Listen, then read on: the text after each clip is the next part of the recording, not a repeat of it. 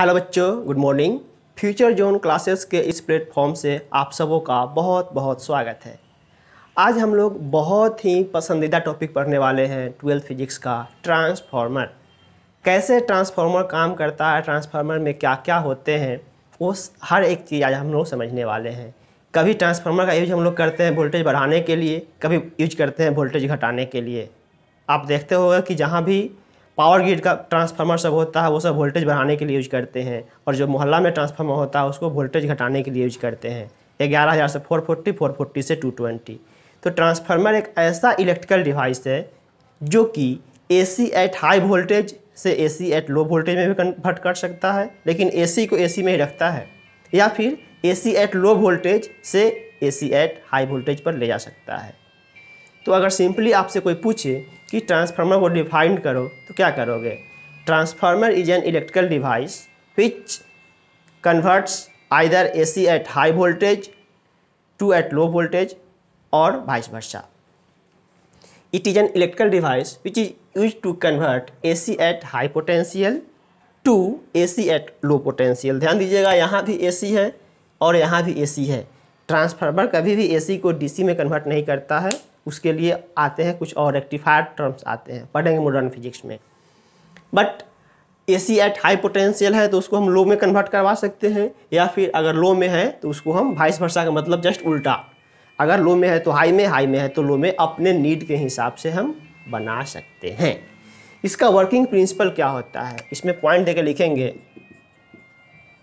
It works on the principle of mutual induction.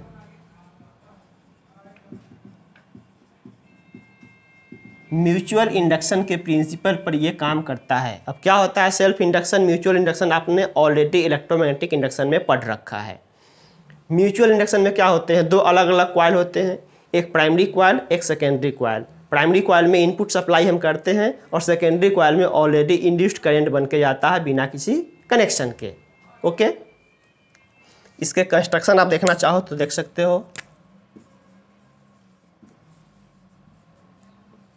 Construction इसमें होता क्या है, एक सॉफ्ट आयरन कोर होते हैं। जैसे मान लो अगर कभी आप कोई ट्रांसफार्मर खोल के देखो, वो ट्रांसफार्मर हर जगह लगा होता है, ऐसा नहीं कि केवल पोल में ही लगा होता है। कोई भी इलेक्ट्रिकल डिवाइस खोलो आप तो आपको एक ट्रांसफार्मर दिखेंगे ही। इधर से इस पर हम एक ऐसे कॉइल उंड किए ऐसे, और एक कॉइल हमने इधर से इस पे ऐसे उंड किया। इसको अगर हमने मान लो एसी सोर्स से जोड़ दिया, एसी सोर्स से जोड़ दिया तो ये क्या हो गया, इनपुट हो गए। ये कौन सा कॉइल बनेगा, प्राइमरी कॉइल, प्राइमरी कॉइल, और यहाँ से अपने को मिलेगा आउटपुट, और ये है सेकेंडरी कॉइल, ये रहा सेकेंडरी कॉइल। और जिस चीज़ पर इसको हम लपेटे हुए हैं ये क्या है, soft iron core, soft iron core.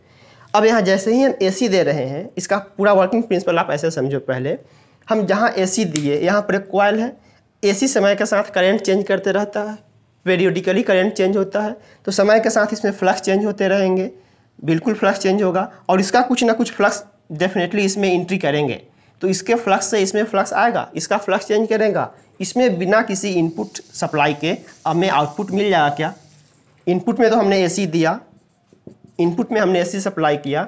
इस एसी सप्लाई में, चूंकि एसी सप्लाई इसलिए करते हैं, ट्रांसफार्मर एसी पर इसलिए काम करता है कि अगर डीसी देंगे तो कांस्टेंट करंट बनेगा, कांस्टेंट करंट पे कांस्टेंट फ्लक्स बनेंगे, और कांस्टेंट फ्लक्स से कोई इंडक्शन नहीं होता है।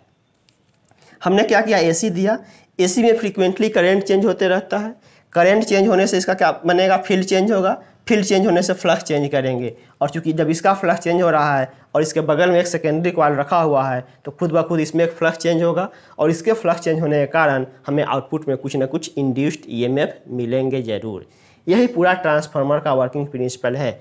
आप ट्रांसफार्मर में एक वायर इनपुट लाते हो और आउटपुट वायर लेते हो, देख लो इस दोनों वायर का कोई कनेक्शन नहीं होता है, बिना कनेक्शन से इंडक्शन पर म्यूचुअल इंडक्शन के थ्रू वोल्टेज डेवलप्ड होते हैं। तो इसके अगर कंस्ट्रक्शन में कुछ लिखना चाहो तो लिख सकते हो। फिगर बनाने के बाद लिखना, it consist of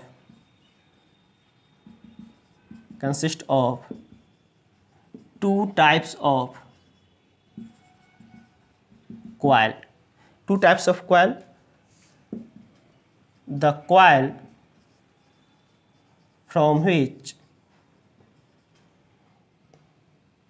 input AC supply is called primary coil, and the coil from output gain is called secondary coil.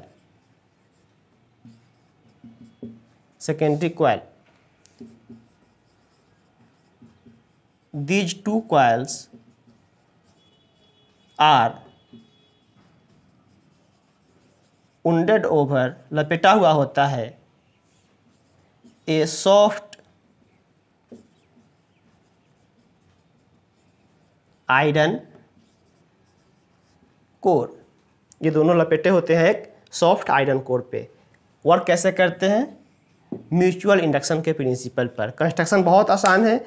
AC supply in किए, प्राइमरी कॉइल में फ्लक्स चेंज करेगा, सेकेंडरी में इसका फ्लक्स एंट्री करेगा, मैग्नेटिक फील्ड लाइंस इसमें flux change करेंगे और output अपने को मिल जाएगा इंड्यूस्ड ईएमएफ के रूप में। और इस प्राइमरी और सेकेंडरी कॉइल में कोई कनेक्शन नहीं होता, बिना कनेक्शन का वोल्टेज सप्लाई होता है। वही कह रहे हैं कि it consist of two types of coil, the coil from which AC input supply is called primary coil and the coil from output gain is called secondary coil. These two coils are wounded, लपेटा हुआ होता है, over a soft iron core, जैसे कि आपको figure में दिख रहा है। तो एक कंस्ट्रक्शन तो आपका ऐसा दिखेगा ट्रांसफार्मर का।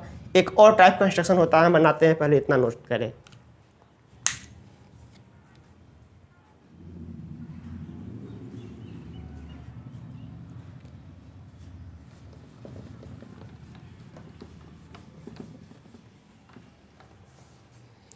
एक और टाइप का इसका कंस्ट्रक्शन होता है, क्योंकि इस वाले में अभी आप देख रहे थे बहुत ज़्यादा फ्लक्स लीक करेगा। ये प्राइमरी रहा और इधर से सेकेंडरी है। ऐसे जो फ्लक्स आएंगे यही फ्लक्स इसमें एंट्री करेगा, इधर का फ्लक्स अब लीक कर जाएगा ना। तो ऐसे ट्रांसफार्मर का इफिशियंसी कम हो जाता है, ट्रांसफार्मर ज़्यादा हीट होते हैं। बट एक और जो मॉडर्न कंस्ट्रक्शन आता है उसमें ऐसे करते हैं हम लोग कोएक्सियली। एक आयरन कोर ऐसा होता है और इसी आयरन कोर पर मान लो कि हम प्राइमरी को ऐसे उंड किए हुए हैं,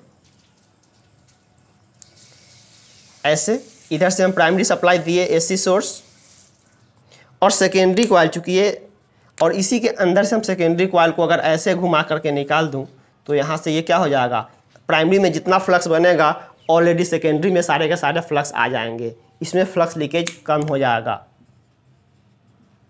यहाँ पर फ्लक्स लीकेज कम हो जाएंगे, इफिशियंसी बढ़ जाएगा। फिर से ये क्या है, आयरन कोर ही है, आयरन कोर ही है। ध्यान देना कि कहोगे सर अब ये दोनों वायर तो एक दूसरे में सट गया, नहीं, ये एक वायर दूसरे वायर के साथ कोई अनकवर्ड वायर नहीं होते हैं। उसके ऊपर से आप देखोगे कोई भी ट्रांसफार्मर का जो वायर होता है ऊपर से वो कलरिंग किया हुआ होता है, वो इतना हार्ड कलर होता है कि एक वायर के दूसरे वायर के सटने से भी करंट का ट्रांसफ़र नहीं होता है। इस दोनों वायर का कनेक्शन कुछ नहीं होता है, केवल एक दूसरे के ऊपर उंड होने के बावजूद भी, चूँकि वो कलर किए हुए होते हैं, सिल्वरिंग किए हुए होते हैं, उसके ऊपर आप ऐसे पकड़ भी लोगे करंट नहीं देगा, वो ऊपर से उस पर एक लेयर चढ़ा होता है, कोटिंग किया हुआ होता है।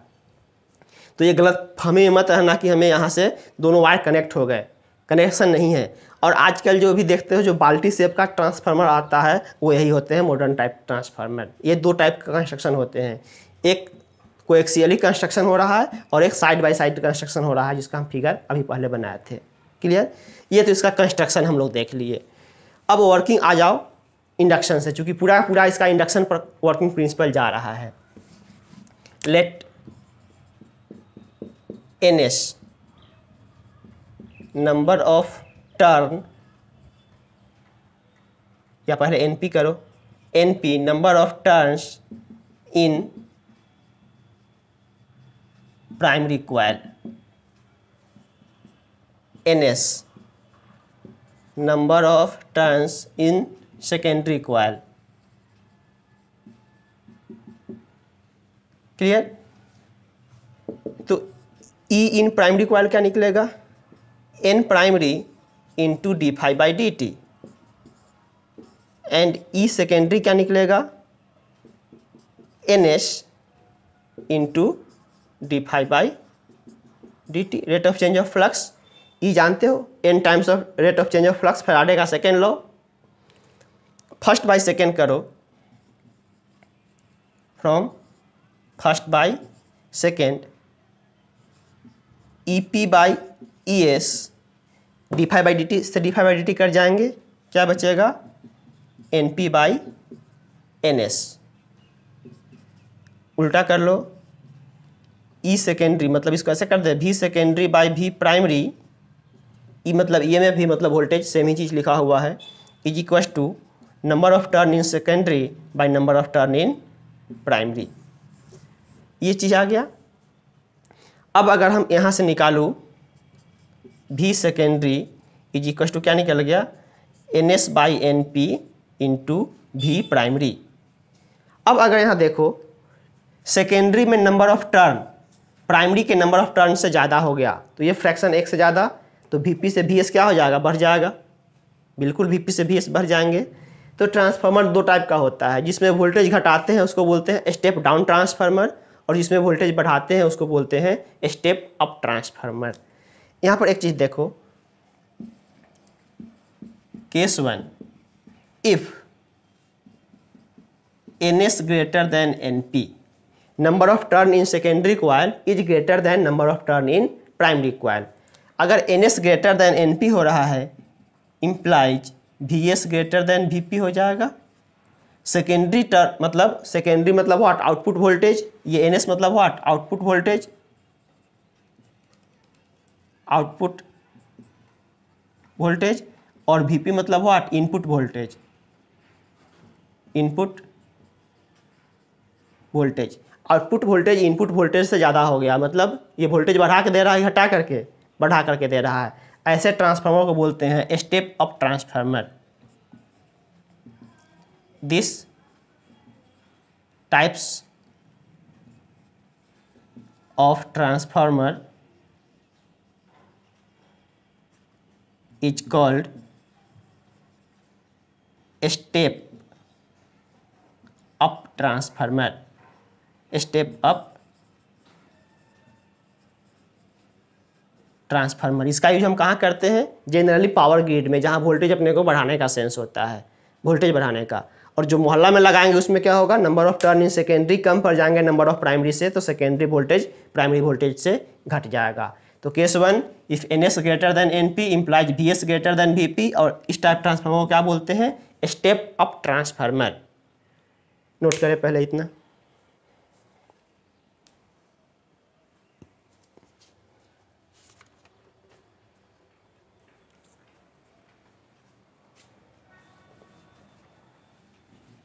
फिर case second, if NS less than NP implies VS less than VP, that is output potential is less than input potential, V output less than V input. This types of transformer is called a step down transformer. A step down transformer. ऐसे transformer को क्या बोल रहे हैं? Step down transformer. और इसका use हम कहाँ करते हैं? जो मोहल्ला में ट्रांसफार्मर लगा होता है 11,000 वोल्ट से 440, 440 से 220। क्लियर?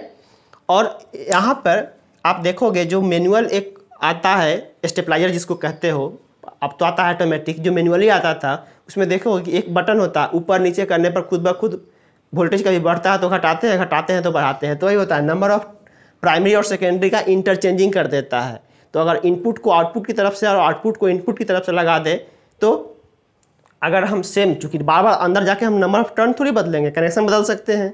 तो अगर हमें ऐसा नीड है तो कनेक्शन ऐसा करके रखेंगे, और नीड ऐसा है तो कनेक्शन उल्टा कर देंगे। तो जो अभी NS था वो NP बन जाएगा, जो NP था वो NS बन जाएगा। तो ट्रांसफार्मर कभी वोल्टेज बढ़ाता है, कभी वोल्टेज घटाता है। जब वोल्टेज बढ़ जाता है तो उसको घटाने का काम करता है ताकि डिवाइस ख़राब ना हो, और जब वोल्टेज घटते हैं तो वापस से बढ़ाने का काम करता है कि वापस से डिवाइस ख़राब ना हो। वोल्टेज मेंटेन करने का काम करता है स्टेबलाइजर।